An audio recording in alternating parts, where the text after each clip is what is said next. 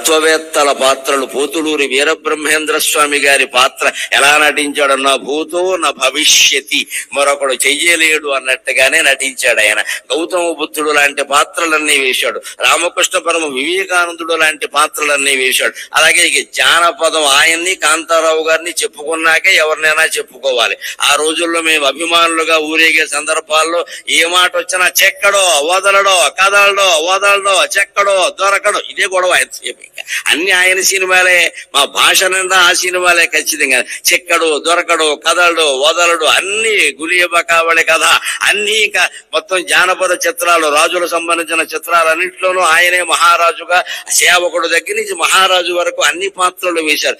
సంఘ శ్రేష్ఠ సాంఘిక పాత్రల్లో కూడా తక్కువ తినలేదండి ఆయన. చిరంజీవురులో ఆయన పాత్ర ఎటువంటిది? నిజంగా ఆ గుడ్డివాడుగా నటించడం అనేది మరొకటికి సాధ్యం అయ్యే విషయం. ఉమ్మడి కుటుంబం, తల్లా పెళ్ళామ, కోడలు దిద్దిన కాపురం లాంటి సినిమాలు ఎటువంటివి? ఈవేళ మళ్ళీ యువతరానికి, కొత్తగా పెళ్ళైన వాళ్ళకి తల్లా పెళ్ళామ అనే సినిమా చాలా అవసరం. ఈవేళ మళ్ళీ వస్తే బాగుండు ఆ సినిమా అనిపిస్తుంది. కోడలు దిద్దిన కాపురం కూడా చాలా అవసరం. ఈవేళ కోడళ్ళు కాపురాలు దిద్దట్లేదు, కంప్యూటర్లో దిద్దుకుంటున్నారు కూర్చొని. అందుకని కోడలు దిద్దిపాడు. ఉమ్మడి కుటుంబాలు లేవు, అన్ని మడి కుటుంబాలు, దడి కుటుంబాలు, విడి కుటుంబాలే.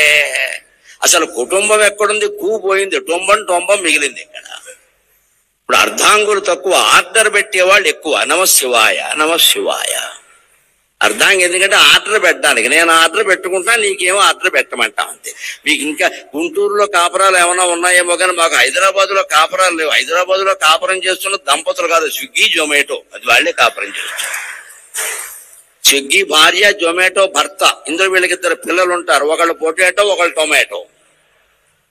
మగపిల్లలు కాస్త గట్టిగా ఉంటారు కాబట్టి పొటాటో, ఆడపిల్లలు మెత్తగా ఉంటారు కాబట్టి టొమాటో. స్విగ్గీ జొమాటోలు కాపురం చేస్తున్నాయి కానీ పిల్లలు ఎవరు కాపురాలు చేయట్లేదని హైదరాబాద్ లో ప్రతిరోజు ఆర్డర్ పెట్టడమే. ఆర్డర్ పెట్టడానికి పెళ్లి ఎందుకండి? పని లేక కంప్యూటర్ ఉంటే చాలు ఇక్కడ.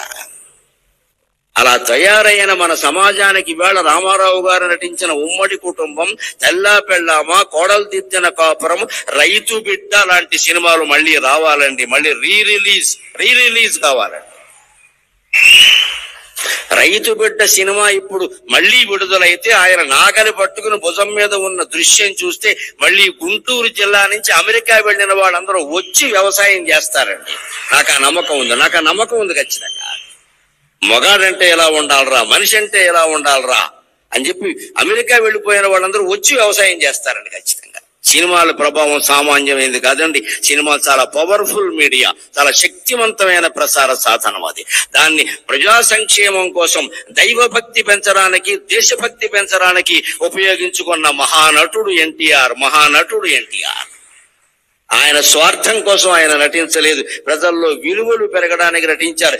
అందుకే ఇందాక సత్యనారాయణ గారి ప్రసంగంలో మీరు విన్నారు. వాళ్ళు అసోసియేషన్ పెట్టాక ఆయన్ని పిలిచి సన్మానం చేస్తే, ఏమిటయ్యా అసోసియేషన్ ఊరికి సినిమాలు చూస్తూ కూర్చుంటారా, ప్రజలకు ఏమైనా చేయండి అన్నట్టే. సమాజానికి ఏమైనా చేయండి. నన్ను పొగుడుతారు, ఊరికే నా సినిమాలు చూడటం బోళ్ళు మంది ఉన్నారు చూసేవాళ్ళు, సమాజానికి ఏమైనా చేయండి. ఈ మాట ఎవడంటాడండి? నిస్వార్థంగా ఉన్నవాడు మాత్రమే అనగలగడమ్మా.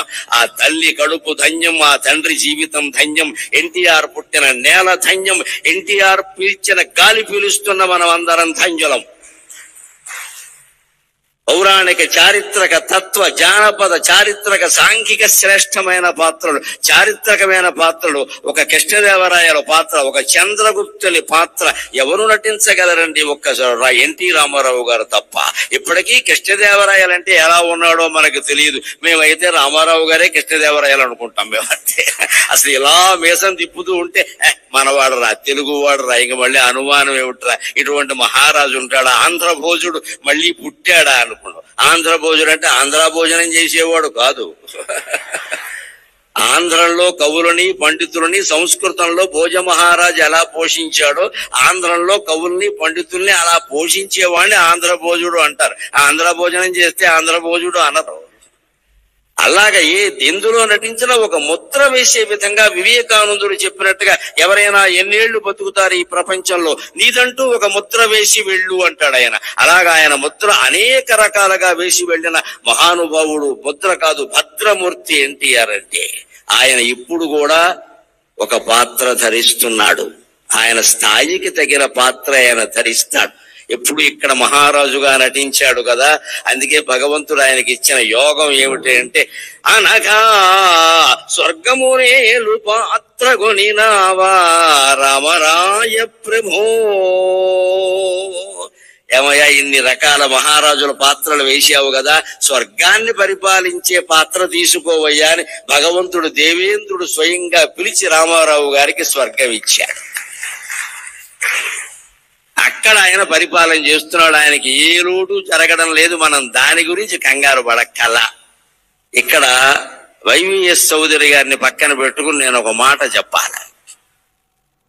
ఈయన ప్రతి సంవత్సరం మే 28వ తేదీని ప్రముఖ పత్రికలు అన్నట్లు ఫుల్ పేజీ ప్రకటన ఇస్తాడు పూర్తిగా. ఇప్పుడు కాదు, ఒక 30 ఏళ్ళు 40 ఏళ్ళు చాలా ఏళ్లుగా జరుగుతోంది, చూస్తున్నాను. ఆ రోజు నేను మే 27 రాత్రి నిద్రపోతూ తెల్లారితే చౌదరి గారు ప్రకటించిన ఫోటో ఎప్పుడు వస్తుందా అని చూస్తాను. NT Rama Rao photo. అది సరిగ్గా ఇలా బొగ్గమే చేయట్టుకుంటుంది, ఇలా ఉండి ఇలా బొగ్గమే చేయట్టుకుని ఉంటుంది. అసలు ఆ ముక్కుకి ఇవ్వచ్చండి ₹1 కోటి అనుమానం ఏం లేదు. ఇక మిగిలిన అవయవాలకంతా లెక్కలు కట్టుకోండి, నాకు అనవసరం. నేను ఆ ముక్కు చూస్తూ కూర్చుంటా. ఈ ముక్కు ఎవడుకుంది అసలు? ముక్కు మీద కోపం ఉన్న వాళ్ళు చాలా మంది ఉన్నారు, కానీ ఆ ముక్కు ఎవడుకుంది? కోటేరు లాంటి ముక్కు, కోటేరు లాంటి ముక్కు అని కావ్యాల్లో సినిమా పాటల్లో పూర్వం వారి కోటేరు లాంటి ముక్కు అండి నిజంగా అయింది. ఆ ముక్కు చూసి ఈ ఫోటో ఎక్కడ పట్టుకున్నాడని నేను అడిగాను ఒకసారి. నేను ఇప్పుడు రక్త సంబంధం సినిమాలో సావిత్రి చంద్రుని మించు అందమొలిగించు అంటే ఆ ఫోటో గోడకు తగిలించి ఒక 4 సార్లు చూపించారట. మళ్ళీ ఏ సినిమాలోనే లేదు, ఎప్పుడూ లేదు. దాన్ని పట్టుకుని ఆయన పరిపూర్ణమైన సంతృప్త హృదయంతో ఇప్పుడు నీ సేవలో ప్రభువుని ఒకే రకమైన మాట రాసి ప్రతి సంవత్సరం వేస్తారండి. మా ఇద్దరి మధ్య బంధుత్వం అదే ప్రధానంగా, ఆ ఒక్క ఫోటో. ఈ ఫోటో ఎక్కడ దొరికిందండి బాబు? ఇది రాముడి కంటే కృష్ణుడి కంటే అందంగా ఉందన్నాను. ఇలా బొగ్గ మీద చేయి పెట్టుకుని ఉంటే అస్సలు అది కాదండి. ఆయన చూసిన వాళ్ళు 16 ఏళ్ల అమ్మాయిలు కూడా ఎన్టీఆర్ వెనకాల పడాల్సిందే. ఆ ముక్కు అంటే అంతే, ఇంకా కోటేరు లాంటి ముక్కు అంటే అంతే. అటువంటి ముక్కున్న మొగుడు దొరికితే ముక్కోటి దేవతలకు మొక్కుకున్నట్టు లెక్క. బండ ముక్కులు బొర్ర ముక్కులు కాదు ఎంతసేపు. ముక్కు అంటే ఎన్టీ రామారావు ముక్కులో ఉండాలి. ఆ ముక్కుకు సార్ ఇంకేం అక్కల. ఆయన నటన నుంచి కదా, ఆయన జీవితం నుంచి కూడా మనం నేర్చుకోవలసింది క్రమశిక్షణ. 3:30 అంటే 3:30. ముఖ్యమంత్రిగా ఉన్నా 3:30, నటుడుగా ఉన్నా 3:30, వాళ్ళ నాన్నగారి దగ్గర వ్యవసాయం చేసినా 3:30. ఎప్పుడైనా 3:30. తండ్రి నుంచి నేర్చుకున్నది. ఎప్పుడు 3:35కి లేచే అలవాటు ఆయనకి లేదు. గంటిపేట ఆశ్రమంలో ఉన్నా సరే కార్యదర్శులు వణికిపోయేవారు. ఎందుకంటే ఈయన 3:30కి లేస్తాడు, 4:30కి బల దగ్గరకు వచ్చి కూర్చుంటాడు. వెంటనే వాళ్ళు వచ్చి నిలబడాలి అక్కడ, లేకపోతే అయిపోతుంది ఇక్కడ. క్రమశిక్షణ అంటే నాయకుడైన వాడు ముందు తాను కలిగి ఉండి ఇతరులకి చెప్పాలి. బ్రాహ్మీ ముహూర్తంలో లేచారండి. 4 గంటల నుంచి 5:30 వరకు ఉండే ముహూర్తాన్ని ప్రధానంగా బ్రాహ్మీ ముహూర్తం అంటారు. ఆ ముహూర్తంలో పిల్లలు ఇవాళ యువతరం లేచి మొహం గడుక్కుని కూర్చుని చదువుకుంటే రాని విద్య ఉండదండి. సరస్వతి కటాక్షం కలుగుతుంది ఖచ్చితంగా. 4 నుంచి 5:30 గుర్తుపెట్టుకోండి. రామారావు గారి విజయావకాశాలకి ఒక కారణంగా ఆయన చెప్పారు, నా క్రమశిక్షణ నేను ఈ బ్రాహ్మీ ముహూర్తంలో లేస్తా అని. ఆయన చదివే పుస్తకాలు భగవద్గీత ఇటువంటివన్నీ అప్పుడే చదువుకుని ఆయన చేసే దైవ పూజ ఏదో చేసుకుని 5 గంటలకు ఆయన స్టూడియోలో ఉండేవాడు. చస్తారా అండి హీరోయిన్లు వీళ్ళు రాకపోతే? అక్కడ ఉంటారు, బతుకుతారా ఇంకా అసలు? ఆయన 5ంటికి అక్కడ కూర్చున్నాక ఆయన కూర్చునేవాడు ముందంతే. ఎలాగా ఆయన ఆలస్యంగా వెళ్ళడం, నేను వచ్చే వరకు షూటింగ్ ఆపమండం, నేను సాయంత్రం 4:00కైనా వెళ్ళిపోతానన్న ఈ అహంకారాలు ఎప్పుడూ లేవండి. ఆయన ఖచ్చితంగా క్రమశిక్షణ పాటించేవాడు. అది ఒక్కటి నేర్చుకుంటే యావత్ జాతి ఎన్టీఆర్ కారణంగానే బాగుపడుతుంది, అనుమానం ఏం లేదంత.